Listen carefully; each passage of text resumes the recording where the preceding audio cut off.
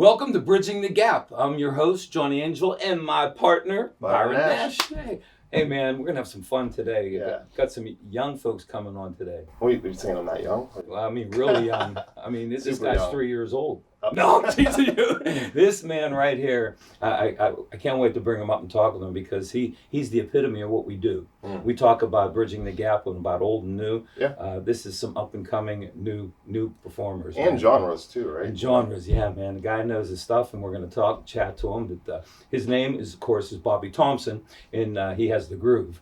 He really has the groove. That's the name of the band. Yeah. Thompson and The Groove. But anyway, man, I've been watching trying to watch some of these shows that they have on with all the awards. Mm-hmm.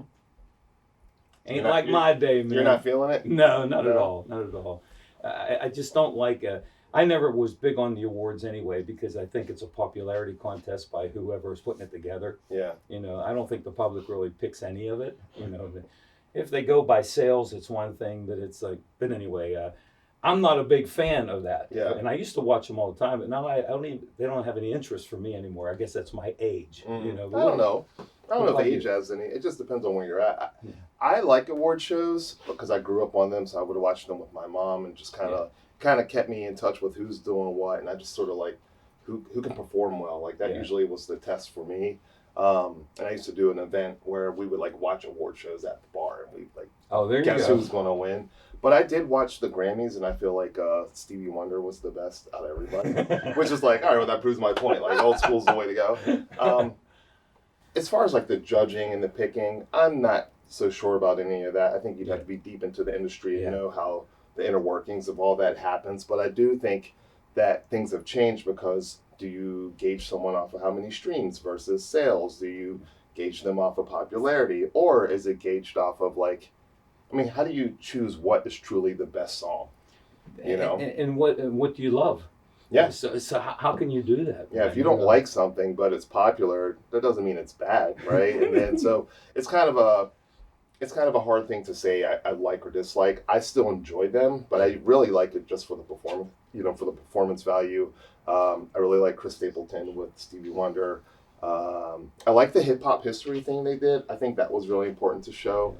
Because whether people like it or not, that's the most dominant music and has been for like the last 20 plus years. Yeah. So to show the whole history of it and kind of have those little snippets of all the artists that have kind of paved the way for that, I think that was pretty cool. And with the hip hop scene too, it's all genres. Yeah. When you say hip hop, you would think that it's only going to be one culture, and it's not. Mm-mm. You even had Blondie doing it. You know what I mean? Yeah, that was one of the first songs that had a rap in it. It was Fat Five Freddy, So, yeah, award shows are what they are. I'm sure, though, I wouldn't be mad if I won a Grammy or an American Music Award or something like that. And I'd love to attend one and see what it's really like in person, but I would probably love them if I was on the board. Yeah. You know what I mean?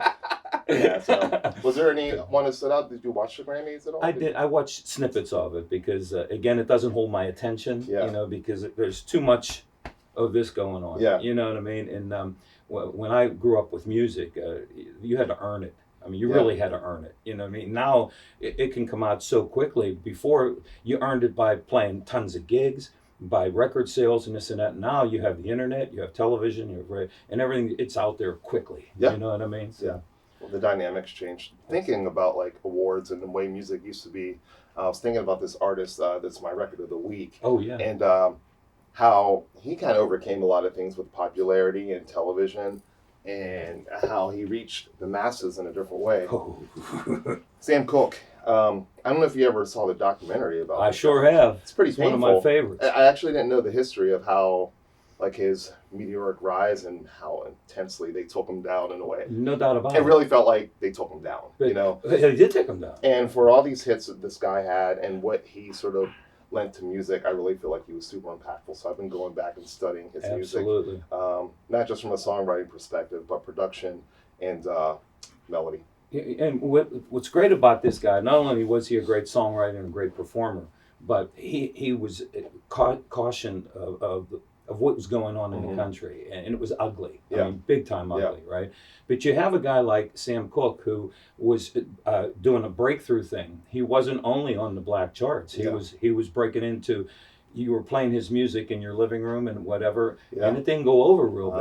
No, But when you They look didn't at who like he was with, man, you know, you're talking about Jim Brown, the greatest athlete at the time. Yeah. You got Muhammad Ali, the greatest boxer at the time. Malcolm X. The greatest politician at the time. I mean, you know what I mean? Yeah. You put all that together, and then Sam Cooke just did his own label. He had SAR Records, which he brought gospel as well as, anyway. Yeah. Now you're into mine. That's another episode. Yeah. Well, today I was listening to, because we have a guitar player, and you know what? So many guitar nerds on this show. Yeah. You know what I mean? Everybody plays guitar. I'm going to have to get like maybe 10 drummers to come in. Yeah, I'll bring some drummers on for you. But this is an album that I was turned on to this guy, Alvin Lee, with 10 Years After, but because he knocked me out whenever the movie Woodstock came in. And I didn't know a whole lot about him. And I remember this guy doing crazy on guitar, right?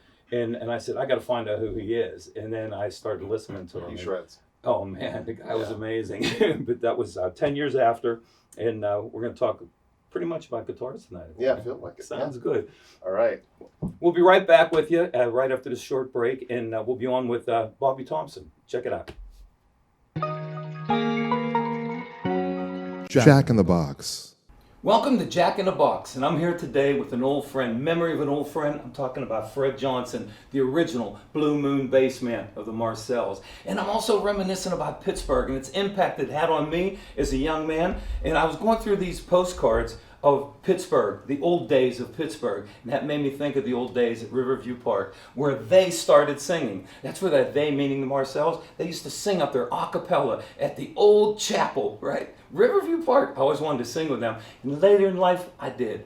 That's some Ginchy stuff.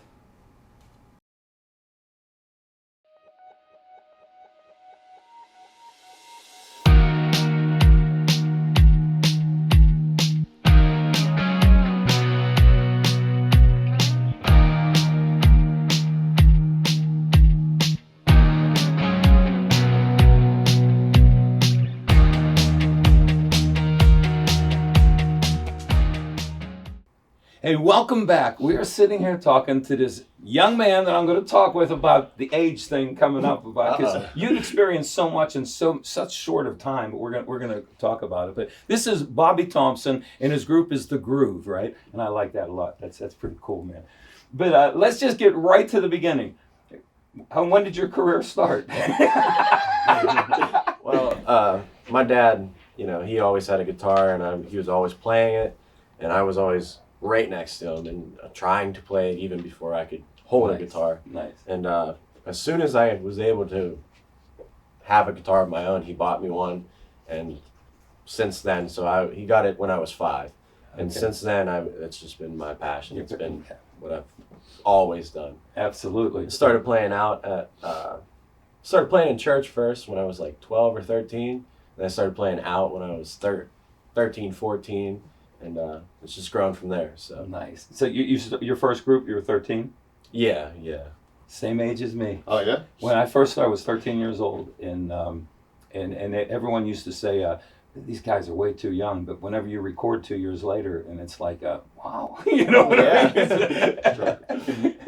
But and guitar, of course, is your passion. Yeah. And I've read some things about you. I do some homework, you know. And didn't you win some kind of an award recently? Yeah, when we did the Western Pennsylvania Blues Challenge, we won that in 2019, so we got to go to the International Blues Challenge in Memphis, and then I won the Jim Weber Guitarist of the Year award. Who are some of your guitar influences? I mean, you could look around at any picture on the wall. There's Jimi Hendrix, Stevie Ray Vaughan. You know, my dad, he had this big collection of CDs, and he had everything from like old country artists to like heavy rock, like Stone Temple Pilots and stuff. But I think the most memorable like guitar moment for me with him was we were at, I think, Sam's Club or Costco, and we were looking at the CDs, and there was the Stevie Ray Vaughan Greatest Hits. And he goes, "Oh man, you need to hear this guy." That's the guy. And then so we bought the CD. We got into his truck, and he was like, "Here, open it." So I opened it, and I'll never forget the first time I put it in the CD player and just hearing, like, I'm pretty sure one of the first songs was Voodoo Child. Mm-hmm. And just hearing that wah, and hearing like the intensity of the guitar. Yes. I mean, I listen to it every day after that. And his brother's no slouch neither. No, You can shred too. for sure. Oh, that's great, man. And I like the fact that, you're trying all different venues, right? I mean, you mentioned country. Yeah. When I'm as a drummer, I don't think about guitarists. I think about just playing chords and this and that. But when you think of some of the studio cats like Glenn Campbell and Roy Clark, and man, these dudes were monster guitar players. man. Country guys can play. Yeah. They're not slouches at all. But tell me some more about what's going on, man. You're from Beaver County, right? Yeah. And you started out at a very young age. But what are some of the venues you're playing? We just played at the Craft House. You did? Yeah, that was a cool show. It's a nice stage too. Oh, for sure. A lot of people showed up, which can't do it without the people showing up. Yeah, that's right. That's right. So, that's the most thanks that you can give is like, thank you so much for supporting what we do.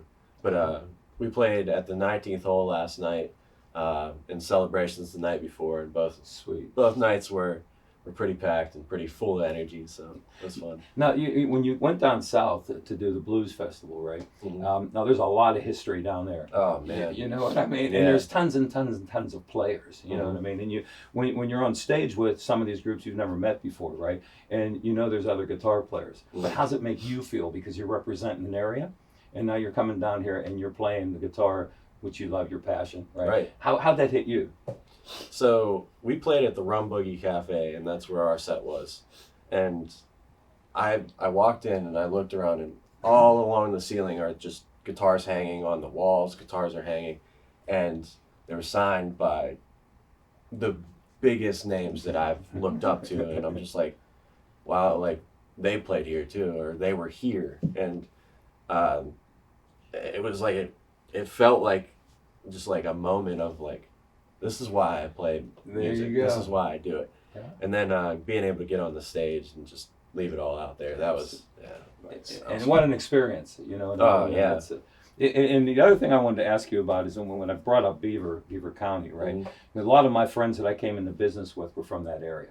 Yeah. And it's kind of cool because when I talk about guitar players, one of my favorite guitar players that I've ever worked with in my life is from your neighborhood, Donnie Garvin. Mm-hmm. You know Donnie, right? Yep. And I wish he could be here today because I heard so much about you, and Donnie could pick. Well, you can do that. You can pick out and tell me what's cool and what isn't. But I only know what I like from rhythms, because I'm a drummer, But some of the guys that come on and they play and everything, and I'll hear someone like a Donnie saying, the guy really plays, but he's not clean, And I never truly understood that. You know what I mean? Tell me what that means.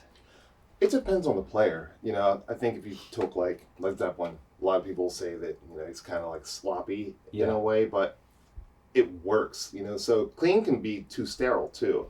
I like some of when you have Steve Ray Vaughan, he plays with all the nuances of the actual noise that happens from the guitar too, and that's part of it. He's a really visceral player. Other people are like super accurate. Jazz guys kind of are like that as well. So it just really depends on what you're looking for and what your ear's attracted to. I like both. Yeah.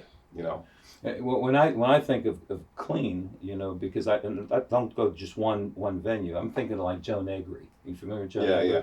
Mm-hmm. Joe Negri was so clean. Jazz. You know what I mean? It was, how would you describe your style?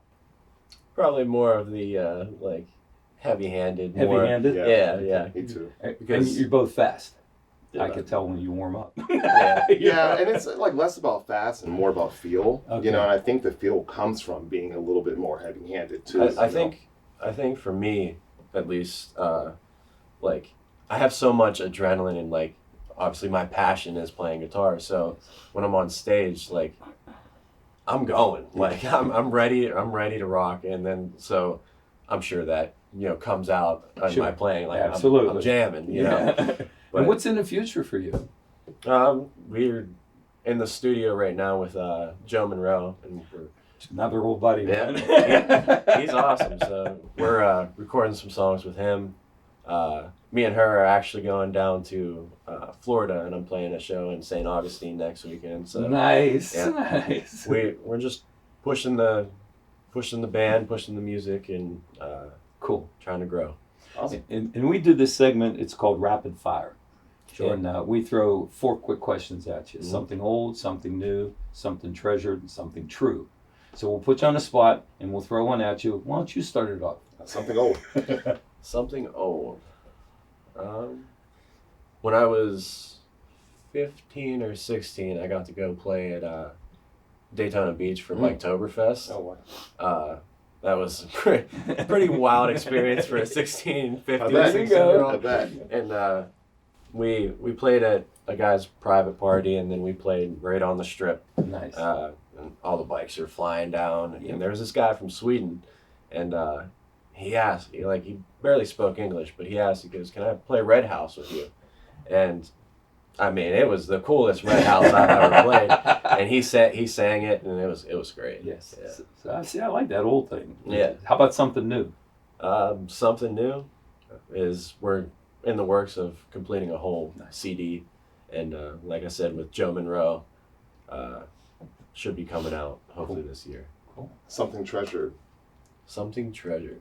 Definitely Memphis, and definitely being able to play on the Rum Boogie stage with all the guitars around you. That sounds awesome. Yeah. And something about Bobby that's true that nobody knows. I can't read music. You can't? No, I love can't it. read or write music. You feel it. Yeah, it's just all the ear and feeling it.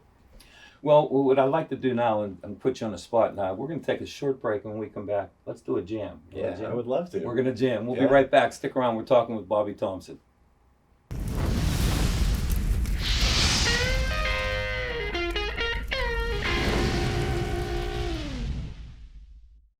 Yo, welcome back to Byron's Bodega. So I have this really cool collectible. It's a heavy metal board game, and as you guys know, I'm a super heavy metal fanatic. And it is Metal Mental Meltdown. It's the world's first heavy metal trivia board game, apparently. There were only a certain amount made, and it comes with all these cool cards and questions. You open the board game, it's actually kind of difficult. You really have to know your heavy metal to win this game. But I held on to this thing because there was only a certain amount made, and it's a collectible at this point. So any of my heavy metal enthusiasts, if you ever want to come over and try to figure out this game with me, you're more than welcome. You guys are ready.